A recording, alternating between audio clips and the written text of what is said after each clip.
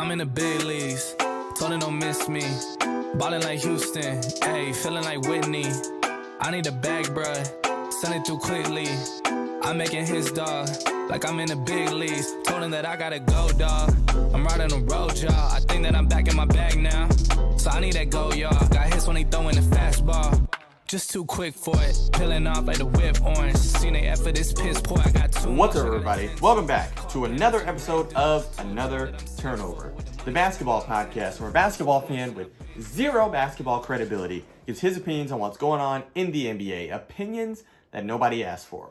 As always, I am your host, Mr. Chris Aaron Murphy, aka Aaron, and ladies and gentlemen, let's just jump right into it.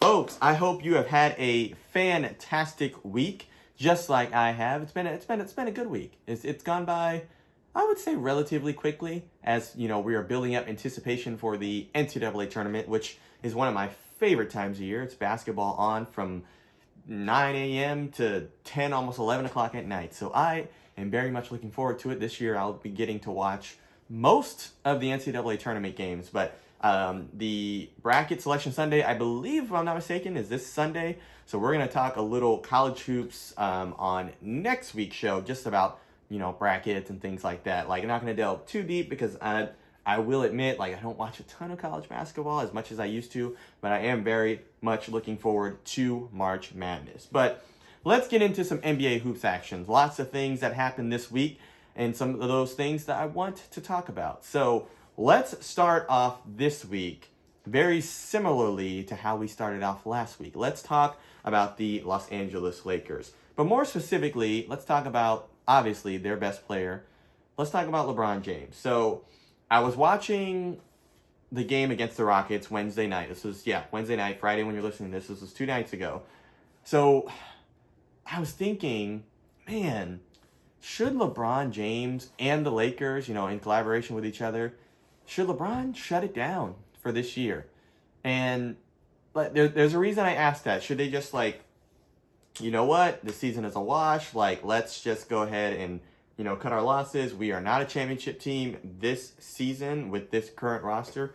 Let's just shut it down. Any nagging injuries or whatnot, let's just, rehab those now and we'll, try again next year. Should that be a realistic thing that the Lakers should consider? Like I said, after Wednesday's overtime loss versus Houston, which Houston is statistically the worst team in the NBA, they lost 139 to 130. It felt like LA kind of reached a crossroads for this season. Now, obviously, Anthony Davis has not been healthy pretty much all year. Kind of been in and out of the lineup. An injury here keeps him out 3 to 4 weeks. An injury there keeps him out 5 to 6 weeks. He is expected to return before the season ends, but Wednesday's loss was pretty much an example, of their entire season. This is pretty much how they've gone. They haven't been able to close games. They haven't been able to get consistent play on the defensive end, shoot offensively as well. They struggle to defend, especially on the perimeter. They have issues as well with turning the ball over. So it's pretty much a recipe for disaster. So when I was looking through researching statistics for the show, they're ranked 26 in opponents' points allowed per game. They're ranked 28th in turnovers per game. So basically, you're turning the ball over on the offensive end, and you're allowing your team to score. LeBron James said it himself. We have no margin for error. He's teams are making us pay for our mistakes. And that clearly shows up where they are ranked statistically. So the Los Angeles Lakers, as it currently stands, they are 5.5 games back from the 8th spot. Only 1.5 games ahead of the 10th spot, with their record as it stands at 28 and 37. So 9 games below 500. So best case scenario, in my opinion, for the Los Angeles Lakers, you finish in the 9th spot, which means if you win your play-in game, the first one against the 10th seed, you play again the loser of the 7th and 8th for that final 8th playoff spot. So you need to win 2 games if you're the Los Angeles Lakers. Let's say they finish in the 9th spot. But let's say they win both of those games. Let's say they end up getting the 8th spot. Your reward is playing the Phoenix Suns in the first round. As it stands with both of these rosters, say everybody is healthy, I mean, sure, LeBron and AD, a healthy LeBron and AD are going to give you a shot against pretty much probably arguably any team in the Western Conference, but I don't see them beating Phoenix 4 times. Like, I just don't see it happening. I know Chris Paul is coming off an injury, I believe wrist or hand. I think it might be his hand this time. He's had a long injury history as well, but he's going to be back. Like, Phoenix doesn't even need to really bring him back until the playoffs. They're about 8.5, almost 9 games ahead of the second team in the Western Conference, which happens to be, I believe, the Memphis Grizzlies right now. So, like, there's no reason for Phoenix to bring them back. But, like, let's say he comes back fully healthy. Like, I don't see them beating Phoenix. I don't see them beating Phoenix in a 7-game series. It'd be a repeat of what happened last year. Obviously, Anthony Davis was hurt.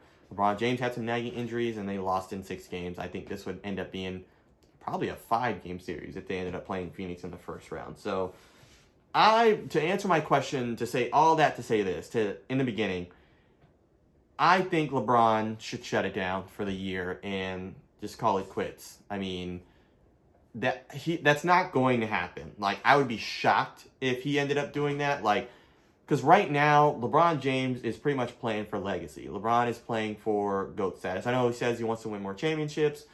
That ain't happening with this Lakers team as it stands right now. But LeBron's, like I said, playing for GOAT status. Regardless of how you feel, he's in that GOAT conversation. Top 5 all time. I don't want to hear it. If he's not top 5 all time for you, like, you know what you're talking about. Like, LeBron's one of the greatest players we've ever seen. But one thing that he is playing for right now that he can't probably come out and necessarily say, and I heard this on TV, and I thought it was a great point, and I wanted to reiterate it. Like, one thing that he probably can't come out and say is he is playing for that all-time scoring record that Kareem has right now. So he's about 200 points behind Karl Malone. Probably going to pass him. Well, I would think he'd probably pass him. There's like 14, 15 games left in the season. If he scored about 20 points per game, yeah, he'd pass Karl Malone for the season for second all-time. But he's about 1,600 points behind Kareem for all-time scoring leader. So he probably can't come out and say that he's playing for that as of right now, because, like, this team is already, like, his team's not playing well. So if your team's playing well, you can kind of get away with that a little bit. But if he's like, well, I'm just trying to pass Kareem's record, I'm going to be like, LeBron, what the heck? Like, what are you talking about, bro? Like, we out here struggling. Like, what do you mean? So I don't think, like I said, I don't think LeBron will ever say that he's going for that record. But, like, who wouldn't want that? Like, who wouldn't want, hey, like, I was the player to score the most points ever in my entire career in the NBA. Like, who wouldn't want to say that? And he'll do it in less games than, you know, Kareem and Karl Malone both. But this team really is, unfortunately, dejected. You know, after that loss against Houston Wednesday night, you know, you got heads down. Their effort is highly questionable at times. This just is not a championship team. I mean, I would not risk any more health or, you know, the detriment of the health of Anthony Davis or LeBron. I wouldn't want to see them getting hurt just to get an 8 seed and just for a first-round exit in your home in April. Like, with no shot, I would say there is no shot, no chance the Lakers are winning a championship as it stands with this roster this season. So, with that being the case, like, no shot at winning a championship, you might as well call it good, shut it down. Like I said, I don't think that's going to happen. I feel like it should if I'm, you know, a Lakers organization, but I don't think that is going to happen this year. But Lakers, man, I mean, I always root against them. Y'all know I'm a Laker hater, but man, do I feel bad for the Lakers? Nah, I don't feel that bad. But you know, it is what it is at the end of the day. But let's transition a little bit. There is a team that I want to talk about that I feel like I've personally, myself personally, has been sleeping on, and they've been slept on by other people. But before I talk about this team, folks, I do want to talk about Leatherbrains. Leatherbrains, the fantasy football podcast that I've been telling y'all about over the past couple weeks. Like I said, though the NFL season has come and gone, fantasy managers know that there is no such thing as an off season.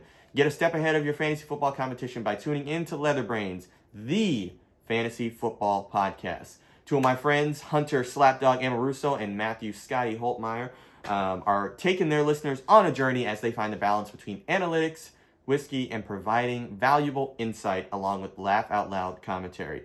So I'm telling you, if you are into fantasy football, I kid you not, this is a show that you do not want to miss. Like, you have to tune in. There are multiple platforms. You can tune in on YouTube. You can tune in on your favorite podcast app, whether that's, Spotify, Apple Podcasts, Google Podcasts has their own platform. I just found that out a couple weeks ago.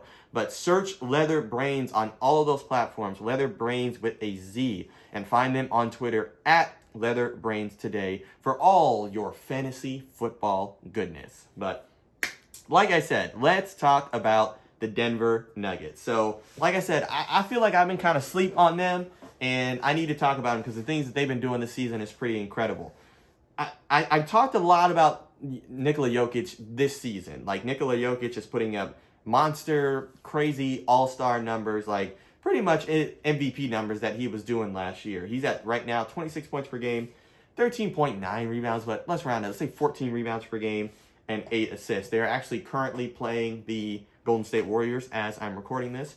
Probably not going to finish watching that game because I'll be asleep here not too long from now. But the Denver Nuggets have played really well. Like I said, I feel like I've been asleep on them. They have a 40-26 record as it stands right now before this Golden State game.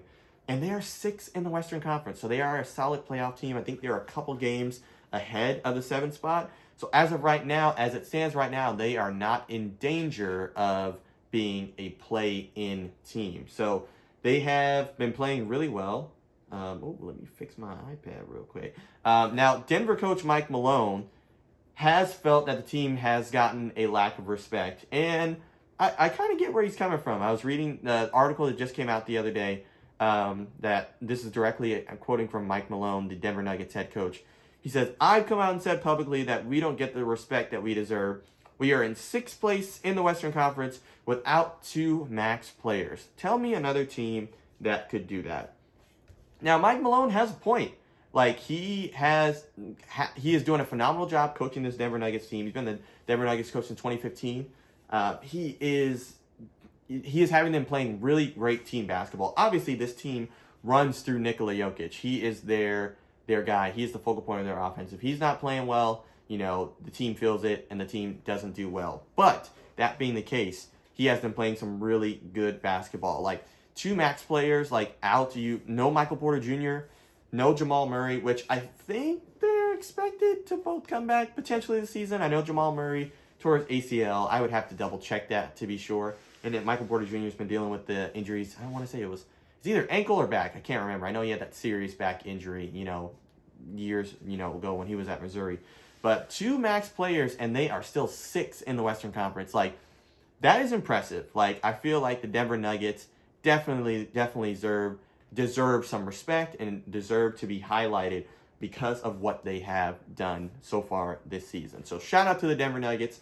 I apologize for sleeping on y'all. Y'all are getting my respect, giving y'all flowers right now on another turnover. But let's transition again.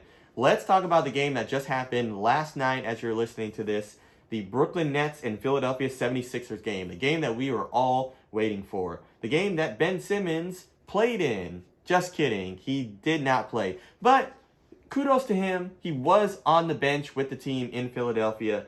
Somebody said on Twitter they were showing it. He was leaving one of the hotels or whatever, trying to go out the back door. And they were like, man, they was treating this man like, when they found out, Spider-Man's identity in the new Spider-Man movie. I thought that was hilarious. I can't remember the person's name who tweeted it. But I thought that was hilarious. Like, they were, this man, like, you would think this man was one of the main villains of the Marvel Universe. Like, it was pretty funny. But the Brooklyn Nets whooped, and I mean whooped, the Philadelphia 76ers in this game, 129-120.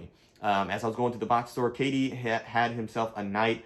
25 points, 14 rebounds, 7 assists in only 32 minutes, which is incredible. Kyrie Irving, 27 points, 5 three-pointers made in only 27 minutes. And you had 8 players on the Brooklyn Nets in double figures. I believe Seth Curry was in double figures. Andre Drummond, a few of the, I think Patty Mills was in double figures. He had like 4 threes or something like that. So a lot of firepower on this Brooklyn Nets team. And obviously they've struggled over the past month and a half or so. They won like 4 out of their last 20 games or something like that. But incredible performance tonight, as you're listening to this yesterday, from the Brooklyn Nets. Now, James Harden, on the flip side, on the Philadelphia 76ers side, James Harden did not have himself a great night. Pretty horrible shooting night. 3 for 17 from the field. Put in 6 rebounds and 5 assists, but not a great night for him. Joel Embiid had a very similar 5 for 17 night. He had 27 points and 12 rebounds. Got to the line a decent amount. Was kind of, giving the Brooklyn Nets the business. But Tobias Harris put in a decent 16 points. And let me just go off, not necessarily go off, but go on a little bit of a tangent about Tobias Harris. Like, he needs to be better. Like, he is getting paid max dollars, and he needs to be better. Like, if Philadelphia is going to succeed, he has to be that consistent third option in scoring, like, no less than 20 to 25 points a night. Because, like, when Joel Embiid and James Harden were, off the way they were, like, if this happens in a playoff game or in a playoff series and Tobias Harris is 16 points or less, like, that is really going to hurt them. Like, that is really going to hurt Philadelphia. But that being the case, not much help from the rest of this team for tonight. It definitely, the focal point of the offense is James Harden and Joel Embiid, mostly on the pick and roll, and it wasn't, they were bad. They were just bad tonight, and it happens. Like, I mean, you have those games where, hey, it's just not your night. But one thing that I want to, put out there, we have seen this from James Harden in multiple big games, multiple times now. If y'all remember, they were 5-0 before this, James Harden and Joel Embiid playing together. They were 5-0, now they're 5-1, for the season. Like, this is their first piece of adversity. When big games and big moments, we have seen this type of, performance from James Harden. If you remember a few years back, what was it, either 2018 or 2019 playoffs, like, when the Spurs played the Houston Rockets, Game 6, in the Toyota Center in Houston, Kawhi Leonard was hurt. And James Harden took like 10 shots or whatever it was. Like we've seen this before from him. Like, we've seen this. So I'm a little concerned. Like, but that leads into the question that I had after this game. Should the Sixers be worried? I mean, simple question. Should the Sixers be worried after this loss? I would say to a certain degree, yes, they should be worried. This is definitely, I think, going to be a wake-up call for them. The East just isn't theirs for the taking. I think it was all, this is honeymoon phase. Like, oh, and James Harden and Joel Embiid play, and they're undefeated. They're 5-0. Well, they beat the Knicks a couple times. They beat the Timberwolves. I can't remember the other games that they played. Like, I mean, we needed to see. Like I said, it was a very small sample size. Like, everybody on TV and whatnot and all these, big shows was like, raving about the Philadelphia 76ers. And I was like, I need to see more. And this game tells me a little bit more and kind of confirms what I was already thinking. This is their first test of adversity for the Embiid-Harden pairing. How are they going to respond? Obviously, it's one game in the regular season. They're still, I think they're third in the Eastern Conference, but only like 2 or 2.5 games behind from the number 1 seed. So it is feasible over the next 13, 14 games that they could get the number 1 seed in the Eastern Conference. That could potentially still happen. But how are they going to respond after this loss, after losing to the Brooklyn Nets with no Ben Simmons playing? This could end up it's not all doom and gloom. This could end up being a good thing for them in the playoffs, but they are far from a perfect team. They are not running away with the Eastern Conference by any stretch of the imagination. Milwaukee could beat them. Miami could beat them. Brooklyn could beat them in a series. Like, you have multiple teams. Chicago could give them problems. Like, the East, I would say, is wide open, in my opinion. So, like I said, losing, to Brooklyn with no Ben Simmons, hopefully they don't end up seeing Brooklyn in the first round, because the way it works out in the playoffs right now, if I'm looking at the standings, right now, let me refresh this after the Sixers game. Yep. So right now they are 3 games back from Miami Heat, from the number 1 spot, which they feasibly could end up getting in that number 1 spot, depending on how they play for the rest of the season. Right now, you have the 8s pretty solid the Nets pretty solid in that 8th spot. They are 2 games ahead of the Hornets, and they are 2 games behind the Toronto Raptors. So it's feasible they could catch the Raptors in play. But, I mean, right now, Brooklyn would have to finish 6th, which they're about 5 games back from Cleveland. So probably won't end up finishing that high. But, I mean, it's a possibility. But let's say the Sixers go up to the 2nd spot, and the Nets end up winning their play-in game against the Raptors and get the 7th spot. That's that 2-7 matchup. You could see Brooklyn in the first round. So we'll see what happens. It is a strong possibility. Obviously, the New York mandate hasn't been lifted, so you have Kyrie Irving still on a part-time basis, so he wouldn't be able to play the 2 games in Brooklyn. So that's interesting. But, I mean, it is what it is.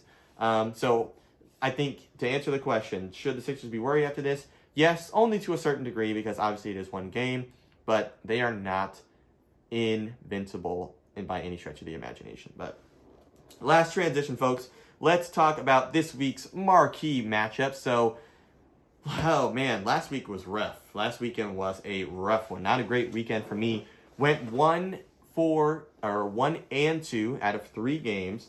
I picked the Bucks to beat the Bulls, and that was correct. But I did pick the Warriors to beat the Los Angeles Lakers. Lakers won that game after LeBron putting up a monster 56 points. I think LeBron heard me and was like, I'm going to make sure Chris is wrong and has no credibility on his podcast, so I'm gonna go drop 56 on these boys. So, and then you had the Nets beating, I had the Nets beating the Boston Celtics, but the Boston Celtics won that game at home in a really, really good Sunday game. Jason Tatum balled out, I think he had 54 or whatever it was that game. So that's what I get for picking against my Eastern Conference team. Boston, I'm sorry. Celtics, I'm sorry. I should have picked you to win that game, because they have been on a streak and a tear. Best defense in the league, 5th in the Eastern Conference after, at one point being 17 of 19, like I've talked about multiple times. So, should have picked you, Boston. But that brings my current season total to 25 and 15. So, out of 40 games, which, hey, it's not bad. It's not terrible. But, I was, at one point, what was I? I got up to... I was 23 and 11. So 25 and 15, it's not bad. It's not bad. But got some good games coming up this weekend. You have 3 games that I want to highlight for Friday, Saturday, Sunday. So Friday's game, Mavs and Rockets, 2 Texas teams going at each other. I am going to pick the Mavericks to win that on the road here in Houston, beating the Rockets. That's the one I'm going to go there. Nuggets and Raptors is the Saturday game that 2 teams. You got the Raptors in the 7th spot, like I talked about. The Nuggets in the 6th spot in the Western Conference. So 2 playoff teams as of right now, as it stands in the Eastern and Western Conference respectively. I'm going to go with the Nuggets winning that one on the road as well. And then you've got Knicks and Nets in that final game on Sunday at 12 p.m. That'll be the after church game. I'm going to go with the Nets because the Knicks, the Nets are really, desperate. They kind of got to win some games, got to string together some wins. I know they just beat Philadelphia, but they got to string together some wins to get themselves, in better standing when it comes to that play-in.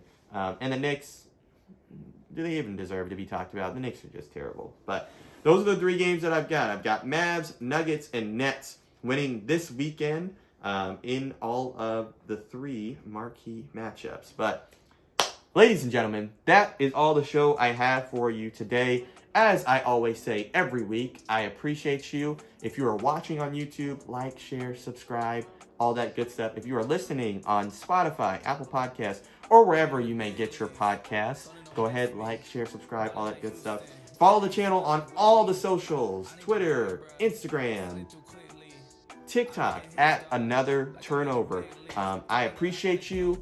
I love you. I hope you have a wonderful weekend. And I can't wait to talk more NBA as well as a little college basketball hoops next week. Take care, be safe, and I'll see you on Friday. Payments and the rent due. Told y'all that I'm 6 foot, but with the money statement, I'm 10-2. Too much that I've been through, so I put it all in that rear view. Clean money in a black whip. Got old problems with the friends new. Yeah, I'm in the big leagues. Told her don't miss me. Ballin' like Houston, ayy, feeling like Whitney. Yeah, I need a bag, bruh. Send it through quickly. I'm making his dog, like I'm in a big.